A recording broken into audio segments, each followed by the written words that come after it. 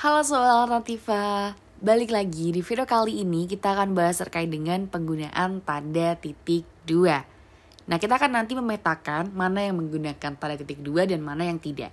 Nah yang pertama teman-teman terkait dengan penggunaan tanda titik dua itu digunakan pada akhir suatu pernyataan lengkap yang langsung diikuti perincian atau penjelasan. Di sini ada contohnya, di kalimat pertama, mereka memerlukan perabotan rumah tangga. Ada kursi, meja, dan lemari. Nah, maksudnya pernyataan lengkap adalah teman-teman, ketika di dalam kalimatnya itu sudah ada subjek, predikat, dan objek, di mana predikatnya transitif, lalu diikuti dengan objek. Nah, objeknya ini dijabarkan, ya, atau dirincikan. Kursi, meja, dan lemari itu adalah perincian dari perabot rumah tangga. Hal ini juga sama seperti alat tulis kantor yang dirinci, kertas, tinta, spidol, dan pensil. Nah itu yang disebut sebagai pernyataan lengkap ya teman-teman ya. Jadi setelah titik dua itu adalah rincian dari kata sebelum titik dua tersebut. Oke, selanjutnya kita masuk ke aturan penggunaan yang kedua, yakni tanda titik dua digunakan sesudah kata atau frasa yang memerlukan pemerincian atau pemberian. Misalnya di sini ada kata ketua. Nah, ketua ini dirincikan namanya siapa, yakni Reynaldi Siregar, lalu ada wakil ketua, sekretaris, dan juga bendahara. Seperti itu. Oke, selanjutnya tanda titik dua itu digunakan dalam naskah drama sesudah kata yang menunjukkan pelaku dalam percakapan. Ketika teman-teman melihat naskah suatu drama, itu kan ada namanya, lalu ada titik dua, lalu ada dialognya apa tuh. Nah, seperti itu ya. Nah, lalu teman-teman kita masuk ke aturan yang keempat, tanda titik dua itu digunakan di antara jilid atau nomor dan halaman, surah dan ayat dalam kitab suci, serta judul dan anak judul dalam satu karangan. Misalnya, ada surah Ibrahim, titik dua itu nempel, lalu 2 hingga 5. Oke, selanjutnya di aturan yang kelima, tanda titik dua dapat digunakan untuk misalkan angka jam, menit, dan detik yang menunjukkan waktu atau jangka waktu. Contohnya di sini, pukul 02.2.30.210, pukul 2:30 10 detik. Nah, ini juga sama teman-teman dengan penggunaannya menggunakan titik 02.30.10.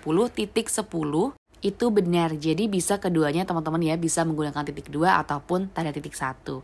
Lalu aturan yang keenam, tanda titik dua digunakan untuk menuliskan rasio dan hal lain yang menyatakan perbandingan dalam bentuk angka. Misalnya, skala peta ini 1:10.000. Jadi untuk menyatakan bandingnya menggunakan tanda titik dua, seperti itu. Oke, selanjutnya kita lihat teman-teman di sini terkait dengan kapan tanda titik dua tidak digunakan. Yang pertama, tanda titik dua tidak digunakan jika perincian atau penjelasan itu merupakan bagian dari kalimat lengkap. Nah, misalnya di sini teman-teman kita lihat, kita memerlukan kursi, meja, dan lemari. Kita identifikasi teman-teman. Kita itu sebagai subjek, memerlukan sebagai predikat, lalu kursi, meja, dan lemari itu sebagai objek. Nah, jadi ini yang merupakan satu kesatuan menjadi kalimat lengkapnya. Jadi ketika teman-teman membedakan mana yang kalimat lengkap dan kalimat tidak lengkap adalah penggunaan dari predikatnya. Transitif, maka teman-teman memerlukan objeknya, di mana objeknya masih satu kesatuan dengan kalimatnya.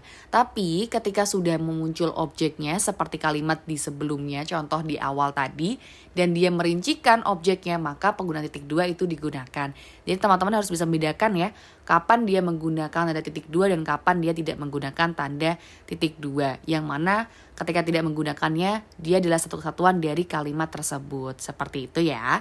Oke, kita coba uji pemahaman teman-teman ya. Seperti biasa, teman-teman bisa di-pause terlebih dahulu videonya lalu difikirkan mana opsi yang paling tepat. Oke, kalau udah, mari kita bahas. Soal yang pertama, manakah kalimat yang menggunakan ejaan yang sesuai dengan kaidah? Kita lihat opsi A. Saya membeli nasi sayur lauk di warteg. Kita coba identifikasi ya. Saya itu sebagai subjek, membeli sebagai predikat transitif ya. Ingat berawal ibuan me. Dan objeknya itu adalah nasi sayur lauk. Nah, itu dia teman-teman. Ini harusnya pakai dan ya di sini. Dan lauk. Nah, seperti itu. Nah, ini adalah objeknya teman-teman. Dan ingat, ini adalah penggunaan tanda titik dua yang salah. Karena dia masih satu kesatuan. Seharusnya titik duanya itu tidak digunakan. Lalu yang B. Ronald membantu ibunya untuk membeli peralatan mandi. sabun, sikat gigi, dan pasta gigi.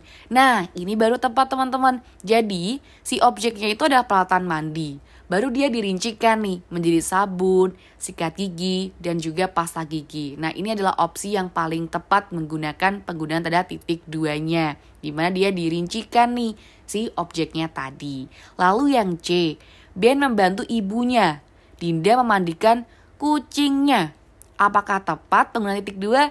Tidak ya teman-teman ya. Di sini seharusnya menggunakan tanda betul, tanda titik koma ya, karena dia berupa perbandingan yang harusnya menyatakan dengan konjungsi perbandingan. Nah, yang D, Tina membeli sepatu, baju dan celana titik 2, lobak, wortel dan bayam. Hati-hati ya, penggunaan tanda titik 2 itu tidak digunakan untuk sebagai skat. Untuk hal-hal yang berbeda nih, seharusnya menggunakan tanda titik koma seperti itu. Lalu yang E, Nia pingsan, belum sarapan. Nah, ini juga salah ya teman-teman ya. Karena tanda titik 2 itu tidak digunakan sebagai sebab akibat. Jadi tidak perlu seharusnya konjungsi karena seperti itu. Oke, jadi opsi yang tepat adalah opsi yang B. Oke, segitu video kali ini. See you di next video teman-teman.